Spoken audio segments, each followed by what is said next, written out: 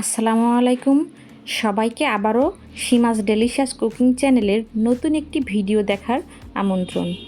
আজ আপনাদের সাথে শেয়ার করতে যাচ্ছি খুবই মজাদার একটি স্ন্যাক্স রেসিপি। আজ তৈরি করে দেখাবো চিকেন চিজ কাটলেট। এটা খেতে ভীষণ মজার। আসছে রমজানে ইফতারের আইটেম হিসেবে আপনি এটা বানিয়ে খেতে পারেন। এটাকে ফ্রিজেও সংরক্ষণ করে রাখতে পারেন 15 দিনের মতো। স্কুল টাইমে বাচ্চাদের টিফিনেও দিয়ে দিতে পারেন। এটা বড় থেকে বাচ্চা সবাই খুবই পছন্দ করবে। যদি আপনারা কেউ এইভাবে কাটলেট না বানিয়ে খেয়ে থাকেন তবে আজই আমার রেসিপি দেখে বানিয়ে খেয়ে দেখুন, খুবই ভালো লাগবে। আর ভালো লাগলে আমার আজকের ভিডিওটিতে একটি লাইক দিবেন, কমেন্ট করে জানাবেন। আর চ্যানেলে নতুন দর্শক হয়ে থাকলে অবশ্যই আমার চ্যানেলটা সাবস্ক্রাইব করবেন আমাকে সাপোর্ট করার জন্য। আর পাশে থাকা বেল বাটনটি অন করতে ভুলবেন না, যাতে করে আমি নতুন কোনো রেসিপি ছাড়লে আপনাদের নোটিফিকেশনে পৌঁছে যায়। চিকেন চিজ কাটলেট তৈরি করার জন্য এখানে আমি নিয়েছি 2টা সিদ্ধ আলু আর 1 কাপ সেট করা চিকেন। চিকেনটাকে আমি আগে থেকেই সিদ্ধ করে নিয়েছি। লাগবে 1/2 কাপ ধনিয়া পাতা কুচি, 1 টেবিল চামচ কাঁচামরিচ কুচি, 1/2 কাপ পেঁয়াজ কুচি, 1 চামচ আদা রসুন পেস্ট, 1 চামচ গোলমরিচের গুঁড়া, 1 চামচ চিলি ফ্লেক্স, 1 চামচ লবণ, লাগবে 1.5 টেবিল চামচ সয়া সস, আর লাগছে চিজ। আমি এখানে মোজারেলা চিজ নিয়েছি, আপনারা চাইলে যে কোনো চিজ দিয়েই এটা তৈরি করতে পারেন। প্রথমে আলুগুলোকে আমি খুবই ভালো করে ম্যাশ করে নিচ্ছি। এবার চিজগুলোকে এভাবে স্লাইস করে কেটে নিচ্ছি, যাতে করে আমার কাটলেটের শেপ দিতে সুবিধা হয়। এভাবে লম্বা লম্বা করে আমি কেটে নিচ্ছি। আপনারা চাইলে কিউব করেও কেটে নিতে পারেন। এবার চুলায় একটা প্যান বসিয়ে দিচ্ছি, দিয়ে এতে খুবই সামান্য তেল দিয়ে এর মধ্যে দিয়ে দিব পেঁয়াজ কুচি, একটু নেড়েচেড়ে দিয়ে দিচ্ছি আদা রসুন বাটা, কিছুক্ষণ নেড়েচেড়ে এর মধ্যে দিয়ে দেবো সেট করা চিকেনগুলো আর সয়া সস।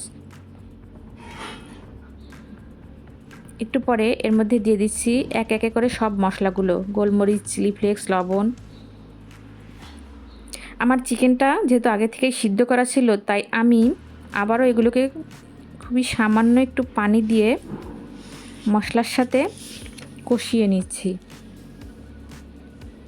এবার এর মধ্যে দিয়ে দেব ম্যাশ করা আলুগুলো দিয়ে 2 থেকে 3 মিনিট একটু নেড়ে চেড়ে চিকেনের সাথে মিশিয়ে নিব। আমার রান্না করা শেষ।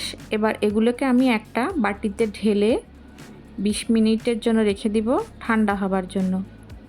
20 মিনিট পর ঠান্ডা হলে আমি এগুলোর মধ্যে দিয়ে দিচ্ছি ধনিয়া পাতা কুচি। এটা দিয়ে আলু চিকেনের সাথে খুবই ভালো করে মাখিয়ে নিচ্ছি। এবার এটা একপাশে রেখে দিয়ে অন্য একটা বাটিতে আমি নিচ্ছি 1/2 কাপ ময়দা, এর মধ্যে দিচ্ছি 1 চামচ গোলমরিচের গুঁড়া, 1 চামচ লবণ, আর দিচ্ছি অল্প অল্প করে পানি, যাতে করে একটা স্মুদি ব্যাটার তৈরি হয়। আমি আপনাদের ঘনত্বটা একটু দেখিয়ে দিচ্ছি। আপনারা চাইলে ময়দার ব্যাটার ছাড়া ডিম দিয়েও এটা কোট করার জন্য করে নিতে পারেন। অন্য একটা বাটিতে নিয়েছি কিছু ব্রেড ক্রাম।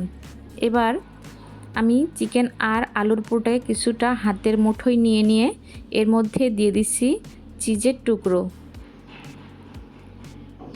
এভাবে লম্বা করে কাটলেটের শেপ দিয়ে নিচ্ছি। এবার আপনারা যদি গোল করতে চান তাহলে চিজটাকে অবশ্যই কিউব করে কেটে নেবেন। এভাবে করে আমি সব কাটলেটগুলো তৈরি করে নিয়েছি। এবার এটাকে আমি ময়দার যে গোলাটা তৈরি করে নিয়েছি সেটার মধ্যে এগুলোকে প্রথমে চুবিয়ে নিয়ে 2টা চামচ দিয়ে তুলে ব্রেড ক্রামে গড়িয়ে নিচ্ছি।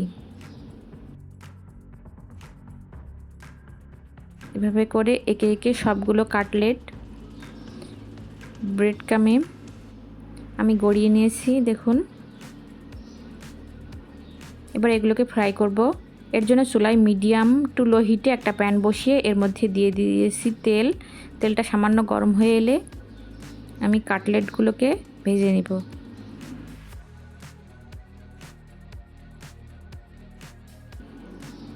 এক পাশ ভাজা হলে অন্য পাশটা উল্টে গোল্ডেন ব্রাউন করে ভেজে নিব।